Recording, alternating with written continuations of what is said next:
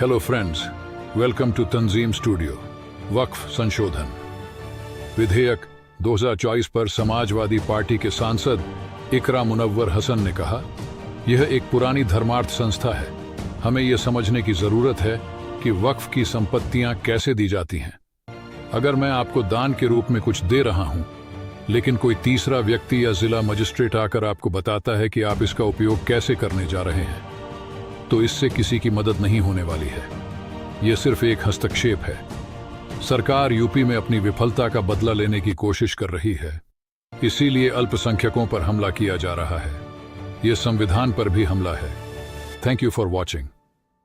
Like and subscribe for latest updates. देखिए, ये एक बहुत पुराना चैरिटेबल एक इंस्टीट्यूशन है।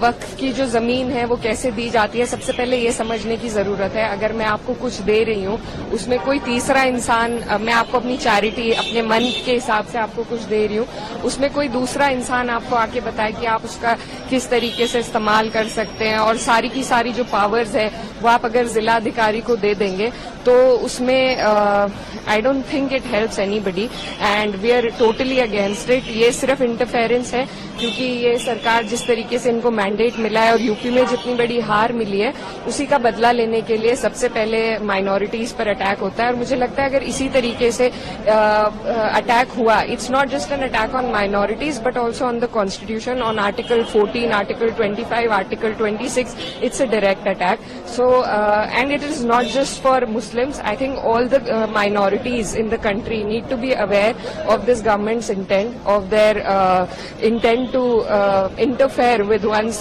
personal beliefs and religious institutions. So I think this is not what my country stands for. This is not what my constitution stands for, and we stand against this bill and we will oppose it tooth and nail.